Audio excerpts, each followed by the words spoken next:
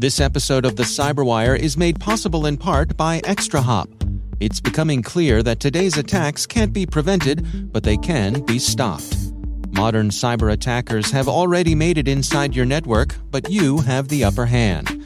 Find and eradicate threats with ExtraHop network detection and response and shut them out before real damage is done. Learn the advanced techniques attackers are using and how ExtraHop stops them with a live attack simulation. Visit extrahop.com/cyberwire. That's extrahop.com/cyberwire.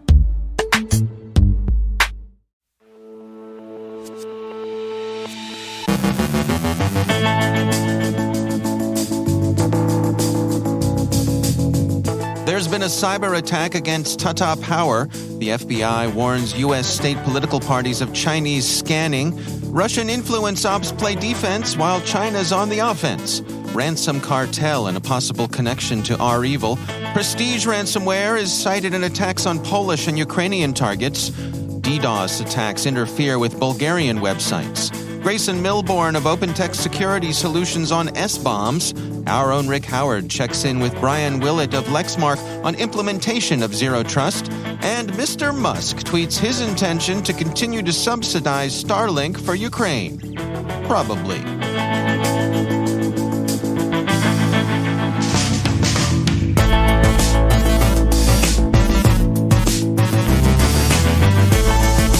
From the CyberWire studios at Data Tribe, I'm Dave Bittner with your CyberWire summary for Monday, October 17th, 2022.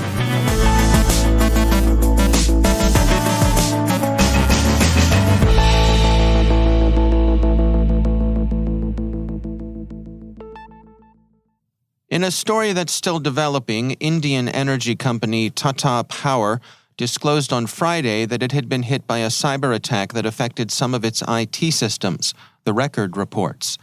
The nature of the attack is unclear, but the company says its operational technology is still functioning. The Economic Times cites a senior official as saying that an intelligence input had been received about threat to Tata Power and other electricity companies. We'll be following the story and providing updates as they become available. The Washington Post reports that the FBI has been alerting state Democratic and Republican Party organizations that they're the subject of increasing scans by Chinese intelligence services. The scanning, which the FBI was unwilling to discuss publicly given the sensitivity of the matter, seems to be reconnaissance and target development. A senior U.S. official told the Post that the Bureau is working to get ahead of the opposition, stating, "The FBI is being considerably more proactive. It's part of a larger move that the FBI isn't waiting for the attack to occur. They're increasingly trying to prevent." The report follows other more recent public alerts concerning the probability of foreign influence operations directed against the U.S. midterm elections.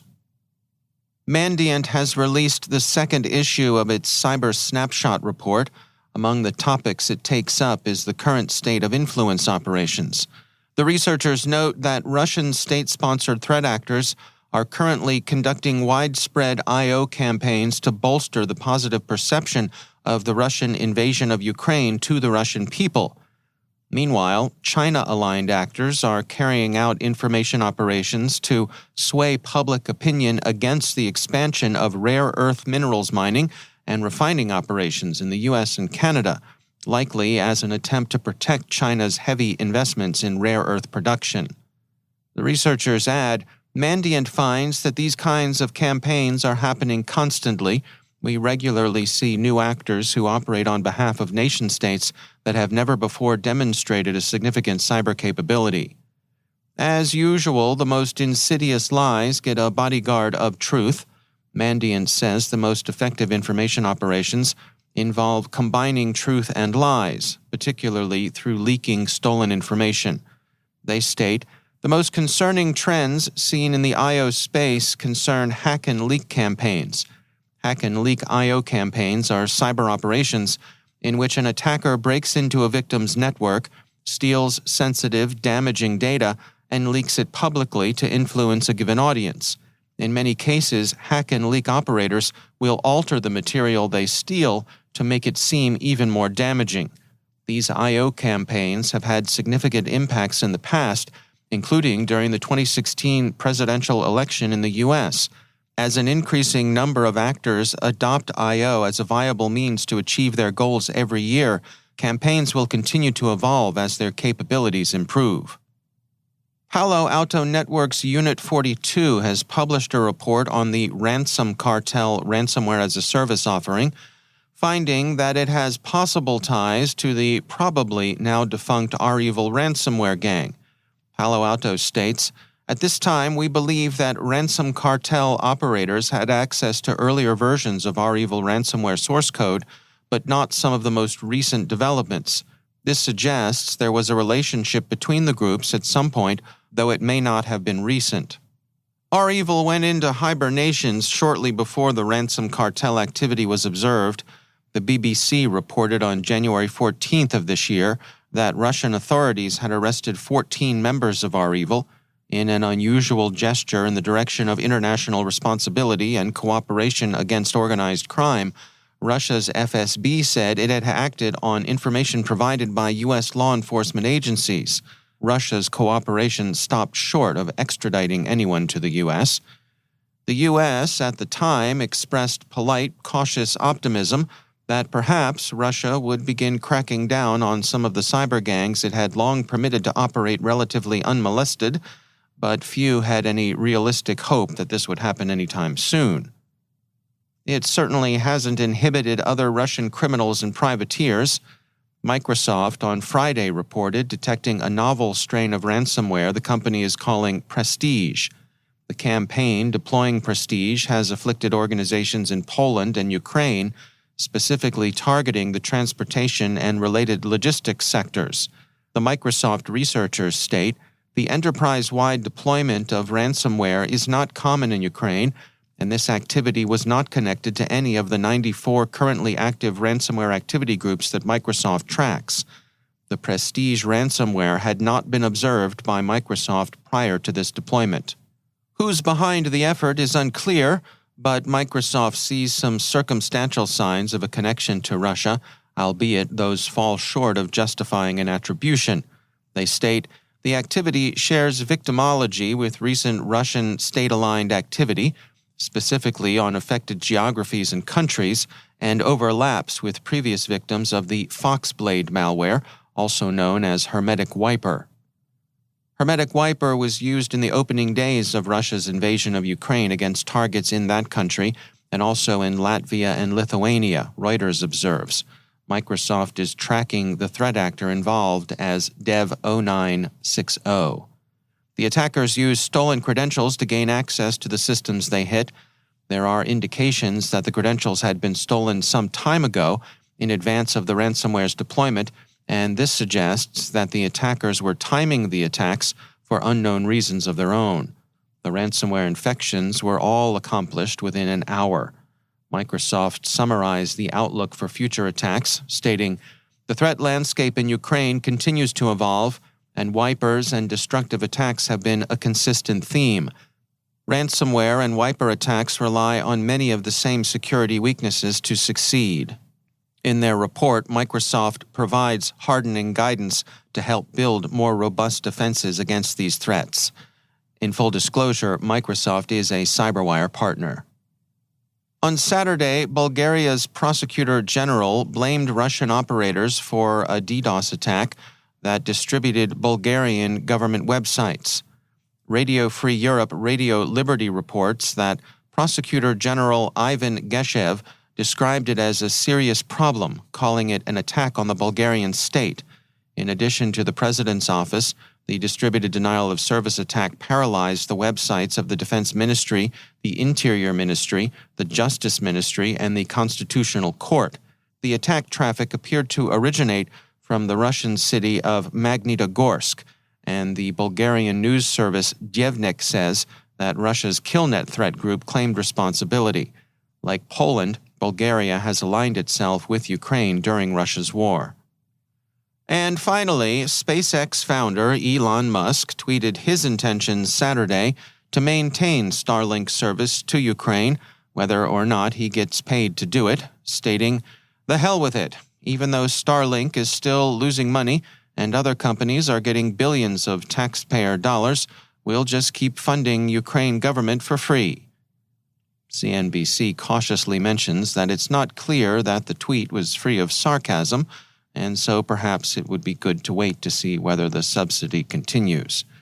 Mr. Musk did follow his original tweet with an indelicate remark to the effect that the comments on that particular thread amounted to a conspiracy theorist's unusually vivid erotic dream. An essay in TechCrunch argues, under the headline, "Starlink isn't a charity, but the Ukraine war isn't a business opportunity," that the company should provide more transparency on costs and that governments should arrange support adequate to meet Ukraine's wartime needs. In a subsequent tweet, Mr. Musk explained his decision as coming down roughly to deciding that sometimes you just need to do the right thing. Starlink has played a major role in sustaining Ukraine's communications during the present war. Sometimes you've just got to do the right thing.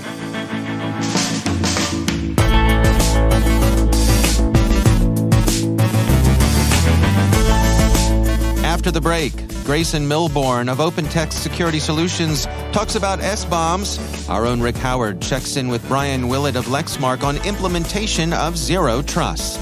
Stay with us.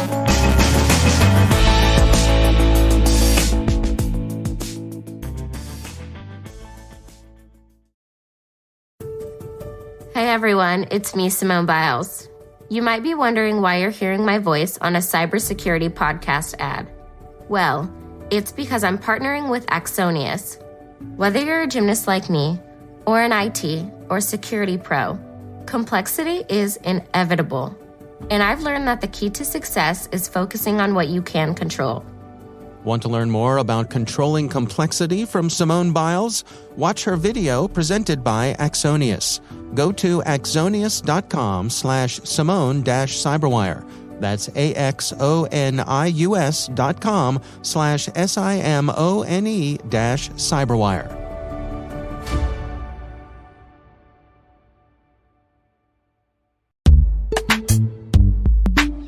And now, a word from our sponsors, KnowBe4. So, what's a con game? It's a fraud that works by getting the victim to misplace their confidence in the con artist. In the world of security, we call confidence tricks social engineering. And as our sponsors at KnowBe4 can tell you, human error is how most organizations get compromised. Where there's human contact, there can be con games.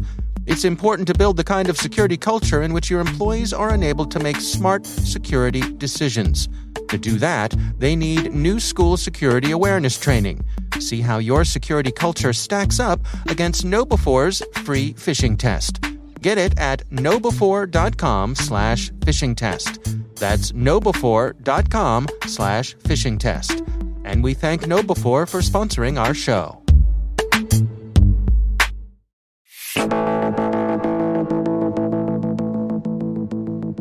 I'm joined by Brian Willett, the CISO at Lexmark. Brian, thanks for coming on the show. Oh, thank you for having me.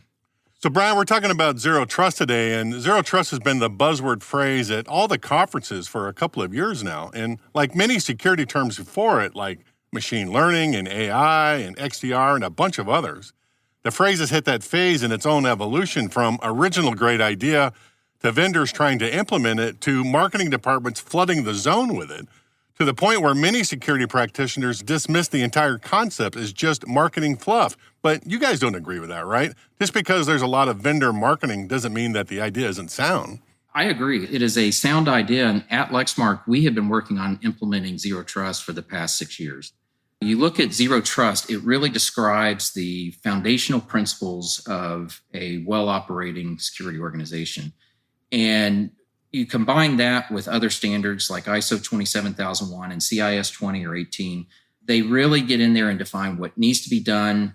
And with the CIS 18, it helps provide some priority on what you should go and tackle first in order to establish a mature security program. And I've told my team many times, while it's a journey and it's excellent practice, when it comes to the controls that we're going to implement, I do think it's important for them to be specific. Don't just tell me we want to implement Zero Trust, but be specific about the control that we need to implement. Well, let's talk about that, because in the original Kindervog paper, he published that in 2010. That's where most people point to from the original idea. Although I would say that there was discussion about zero trust ideas before that. But Kindervog gets the credit for it. But in that original paper, he talks about only allowing access to the resources that the employee needs or the device needs or the application needs. How do you guys go about doing that at Lexmark? It first started as, can I determine what assets are on my network? It was creating a CMDB database of all the assets on the network and then assigning an owner to every one of those assets. Once we knew we had the owner, then we started the process of making sure the asset was managed, making sure that we had monitoring on every one of those assets. And then one of the most controversial with the user population was removing admin rights.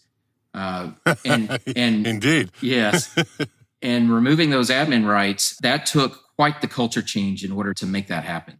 Oh, yeah, I'm one of those guys that I don't want admin rights because I make mistakes all the time. So I think I'm one of the only CISOs that says, please take me off. I don't want the finger pointing at me, okay, when something goes wrong. And I'm right there with you.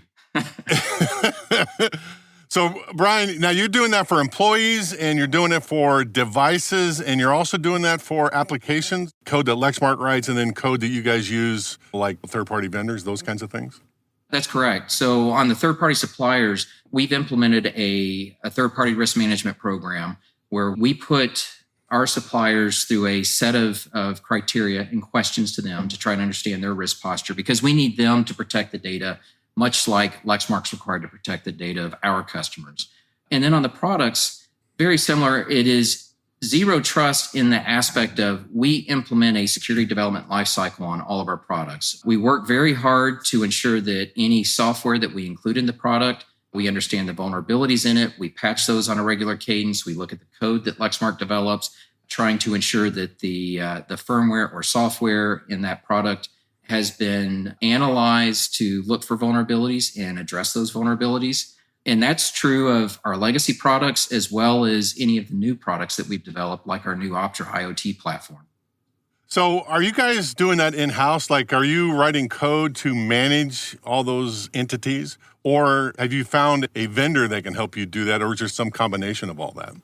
It always depends on the channel that we're selling to. So we have both. We have our own software to manage the product, but we have third-party partners who may have software that they prefer to use to manage the products with their customers. And we also support them as well. And then, in these last 5 years, we've all branched out and our data is everywhere. I call them data islands. We still have the data centers. We still have mobile devices, but we're also in cloud and a lot of us are using SaaS applications now. So you're having to manage that in all these different places. Do you have a different zero trust solution in all those locations, or is it one big one that handles everything? What's been great over the last, it's more than 10 years, but really in the last 3 years at Lexmark, has been a concerted effort to move us to cloud overall. And during that effort, it has been an excellent opportunity to get rid of that technical debt that we had in the data centers to fully adopt the zero trust model, especially from a network standpoint, as we have migrated to the cloud. So that's been a huge part of it. And then as you look at the risk associated with cloud, adopting a Cdap platform has been very helpful for us as well, where we get great visibility across all the clouds that we're in to the risks that are present and starting to work through any of those risks to lower our overall risk in the cloud. What does Cdap stand for? Cloud Native Application Protection Platform. So it's a combination of your cloud security protection platform and your cloud workload protection platforms, such that you can both monitor your active workloads and implement policy on your infrastructure as code as it's going into the cloud. So good stuff, Brian, but we're going to have to leave it there. That's Brian Willett, the CISO at Lexmark, a long way down the journey of his zero trust implementation. Thanks for coming on the show, Brian. Thanks for having me.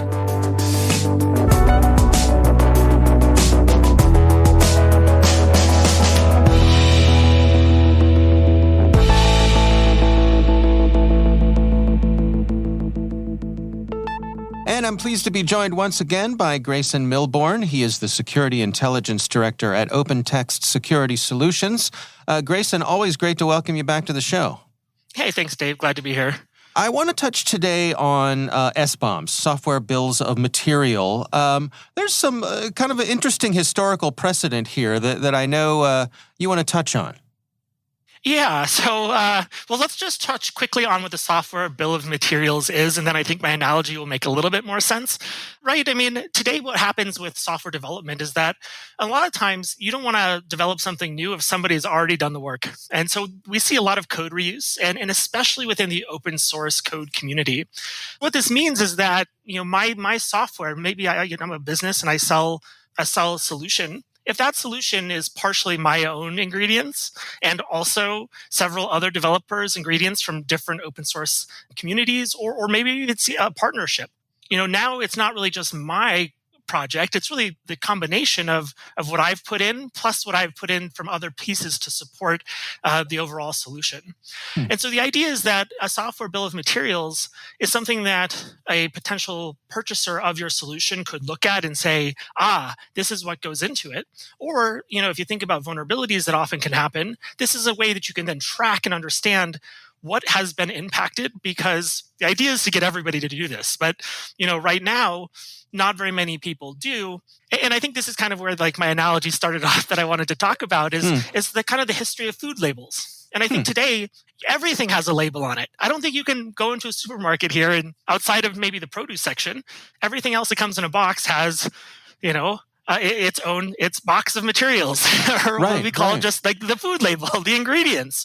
But apparently, the food label industry, or food labels as a whole, is a relatively recent addition to how we purchase food, and really didn't come up until the late to mid 60s. And this is sort of in that transitionary period where we had more prepackaged food, and there was more, perhaps not the healthiest food, but a lot more food was coming in packages that was confusing to consumers. They wanted to know what's in it, and hence the FDA creates this new mandate, and now manufacturers have to list, hey, this is what's inside of it, and consumers get to then evaluate that and make the right decision for themselves.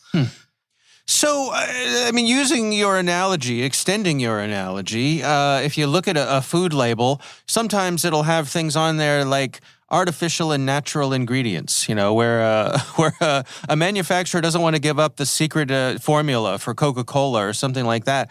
I mean, are we allowing for that with SBOMs, where perhaps there are some trade secrets within the way people are putting together their software? So I think, the goal of this is certainly not to give away core IP of your technology. It's really more to expose when additional components that aren't your own have been added. So if it's something that I've developed entirely, and my software company is the sole proprietor of all of the intellectual property, and we've reused no other code, then the bill of ingredients is my software.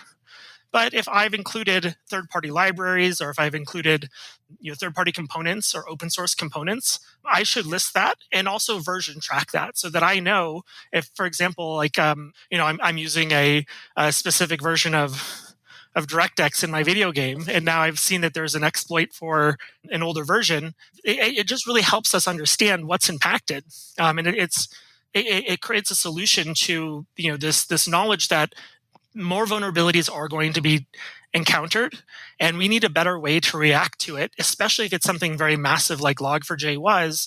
We're still not really seeing the entirety of the impacts of that vulnerability and how easy it is to exploit, largely because we don't have a great index of all the things that are using it, or that were compiled using that Java library. So it's one of these things that if we knew, we could then more easily go after the implementations of software that are most vulnerable, and reduce the overall risk associated when these inevitabilities happen. Now, here in the U.S., my perception is that the federal government is really leading the way when it comes to mandating that. Is that a proper perception on my part? Well, so I would say they're using their oversized influence. And, the United States government is one of the largest software purchasers and has the largest buying power. And so, they can start to say, we don't want to buy your software unless it comes with a software bill of materials. And so I think what we're starting to see, and this is largely driven by CISA, and CISA has really looked also at the Log4j nightmare of a vulnerability, and how are they able to help businesses identify their risks? How are they able to help people update and address this vulnerability? if we had S-bombs, it would be a much easier thing to do. But they know that, there's not a mandatory regulatory agency or anything like that mandates it. From what I've understood, the government's really looking at changing their purchasing process and trying to work with vendors and encourage software vendors to use S-bombs as a way to mitigate risk and to be more transparent about what's actually inside of your application. So more of a soft mandate in that it's not necessarily regulatory, but if you want to do business with the biggest customer, you're going to have to do this. Yeah, and then my hope is that it kind of flows beyond that, and it could potentially be a competitive advantage, right? A possible customer might be looking at my solution, they might be looking at somebody else's solution. If I say, well, yeah, we have very comparable things, but we also track our versioning and provide this additional telemetry about how our app is built. Let me tell you why that's important, and you have some peace of mind from your SOC team now can say, oh, hey, this new thing was released. Let's look through the S-bomb index of software used in our business, and all of a sudden, in a very short amount of time, you can discover which may have been impossible to know before. Yeah. All right. Well, interesting insights. Grayson Milbourne, thanks for joining us.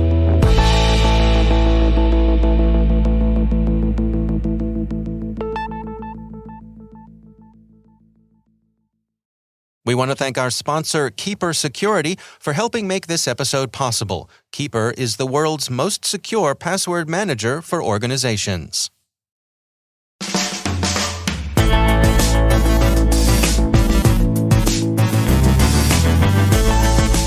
And that's the CyberWire. For links to all of today's stories, check out our daily briefing at thecyberwire.com. Don't forget to check out the Grumpy Old Geeks podcast, where I contribute to a regular segment called Security. I join Jason and Brian on their show for a lively discussion of the latest security news every week. You can find Grumpy Old Geeks where all the fine podcasts are listed.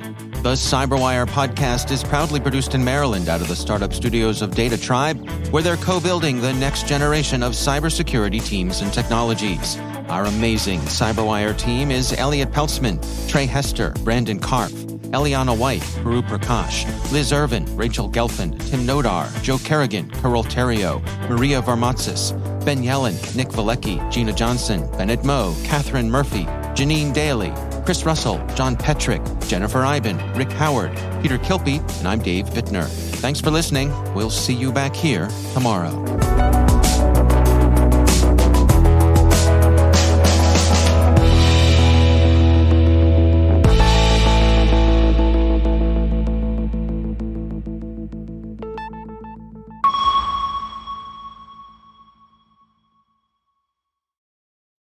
MISI, the Maryland Innovation and Security Institute, is hosting Cyber Saturday focused on industrial control systems October 15th, 2022 at their headquarters facility in Columbia, Maryland.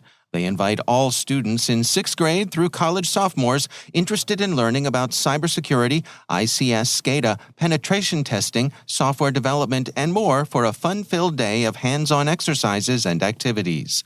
Come turn out the lights on the critical infrastructure city, program a robot, capsize a boat, alter their IoT HomeKit, and much more. For more information, visit misiacademy.tech, and we thank Maryland Innovation and Security Institute for sponsoring our show.